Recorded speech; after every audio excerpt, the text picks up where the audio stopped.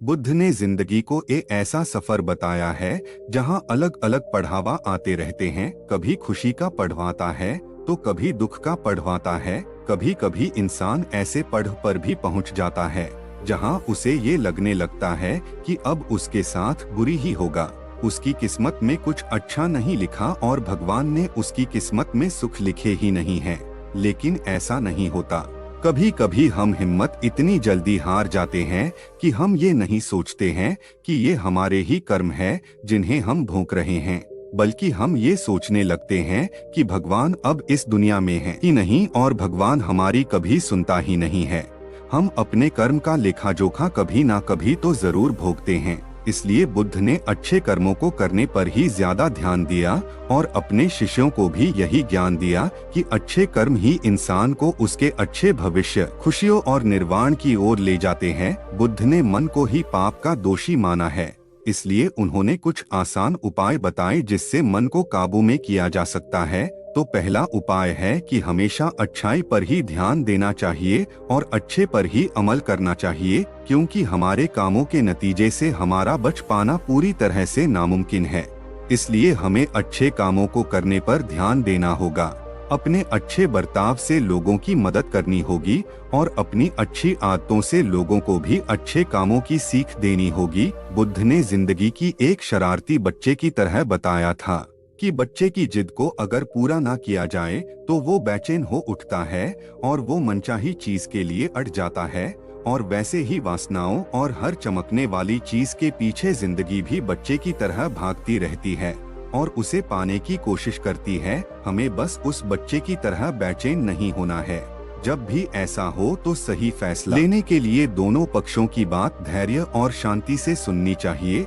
जब दोनों पक्षों ने अपना मामला आगे रख दिया हो तो उस पर गहराई से सोचना पड़ेगा और फिर किसी समझौते या फैसले तक पहुंचने की कोशिश करनी चाहिए। इन सब के अलावा कभी कभी ऐसे मौके भी आते हैं जब गुस्से में हम अपने आप से बाहर हो जाते हैं। ऐसे में गुस्से में बोले गए शब्द सबसे तीखे होते हैं और ये किसी तलवार से कम नहीं महसूस होते हैं। बुद्ध ने ये भी समझाया कि इच्छा सबसे भयानक शहर है, साथ ही वासना सबसे भयंकर आग है और अज्ञान सबसे अंधेरी रात है जो संसार को नष्ट कर देता है। ईर्ष्या और स्वार्थ अक्सर दोस्ती और भरोसा तोड़ देते हैं।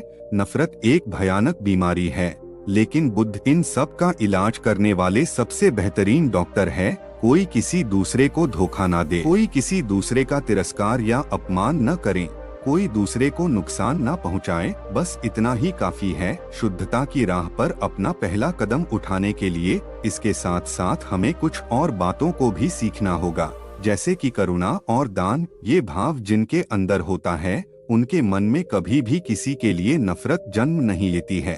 ऐसे लोग ज्यादातर यूं ही नहीं भटकते रहते।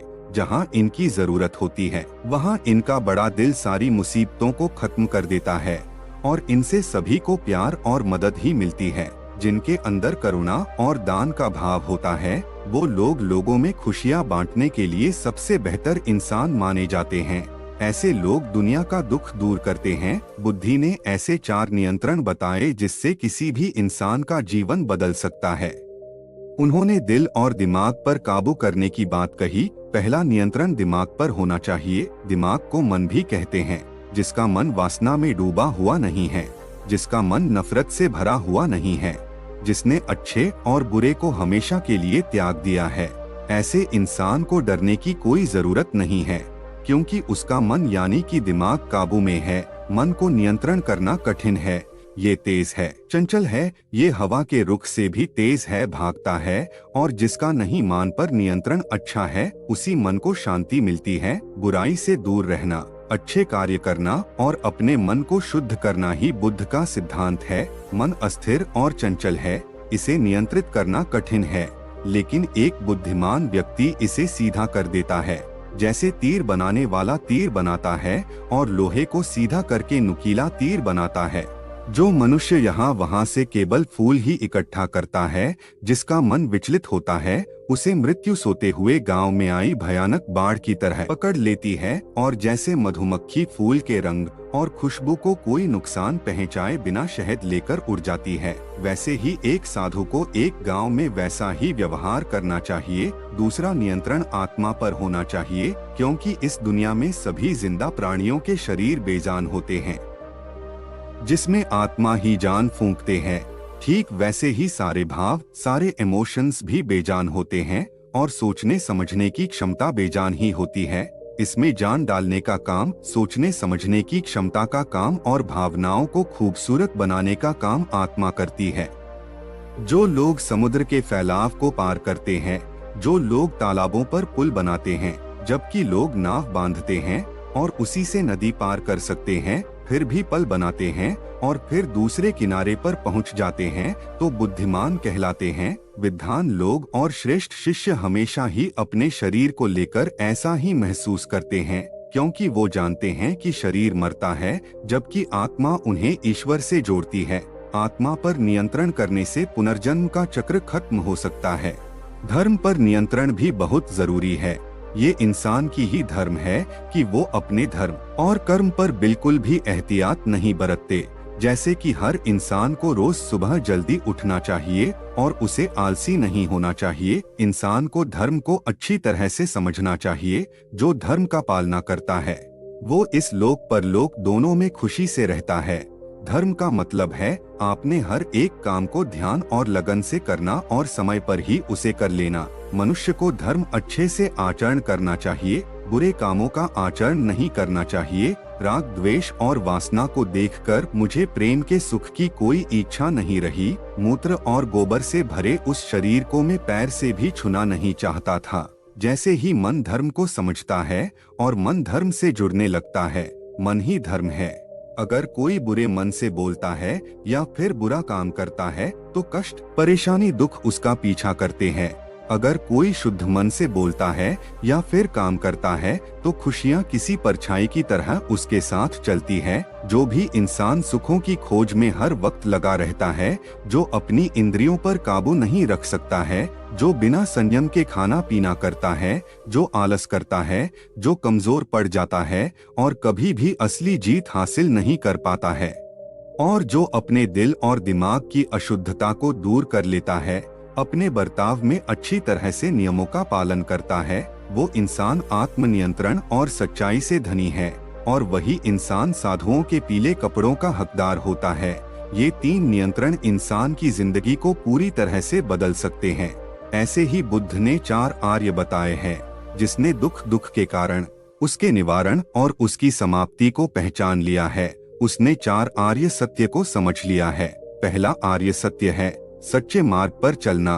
सत्य ही संसार का एकमात्र रक्षक है। सत्य महान और मधुर है। सत्य आपको बुराई से मुक्ति दिला सकता है। ये वो 4 आर्य सत्य है जो कभी नहीं बदलेंगे। जिसने स्वार्थ पर विजय पा ली है, जिसने शांति हासिल कर ली है, जिसने सत्य पा लिया, बस वही इस पूरी दुनिया में सुखी इंसान होता है। जो इंसान खुद पर नियंत्रण कर लेता है, नियम का पालन करता है, सत्य पर विश्वास रखता है, चाहे कोई भी इसे समझे या ना समझे, लेकिन कड़वा वाला सत्य भी अपनाने वाला इंसान साधु यानी कि भिक्षु कहलाता है। संसार में सत्य के सिद्धांत का प्रचार करो, जिससे सभी जीवित प्राणी धर्म के मार्ग पर चलेंगे। बुद्ध ने भिक्षु नाम की एक बहुत ही सरल सी पहचान बताई है। वो कहते हैं कि जब वाणी में संयम हो, मन में अच्छाई और संयम हो, तब संयम करने वाला साधु या फिर कोई भी इंसान सभी से मुक्त हो जाता है। जिसके मन और शरीर के लिए कोई आत्मा नहीं है, जिस पर वो संयम ना कर पाए, वो शांत नहीं रह पाएगा। जो चीज उसके पास नहीं है और वो इंसान उसके लिए शोक नहीं करता है, जो अपने मन पर काबू कर सके, जिसे कुछ भी जाने पर या ना मिलने पर दुख ना हो, जो सबकी खुशी में सुख हो, वह असल में एक सच्चा भिक्षु है। जो भिक्षु एकांत निवास में चले गए हैं, जिन्होंने अपने मन को शांत कर लिया है और धर्म का अनुभव कर लिया है, उन्हें महान आनंद का अनुभव होता है। धैर्य तप का सबसे बड़ा आरूप कहलाता है और निर्वाण मन की सबसे ऊंची अवस्था होती है, जो दूसरे को कष्ट देता है। दुख पहुंचाता है उनसे नफरत करता है। जो दूसरों को सताता है वो इंसान वैरागी नहीं है और ना ही वो सन्यासी हैं। अगले वीडियो में बताएंगे कि बुद्ध ने कौन से ऐसे मार्ग दिखाए हैं जिस पर चलकर हम भी अच्छे बन सकते हैं। सुनते रहिए माइंड ऑफ बुद्धा।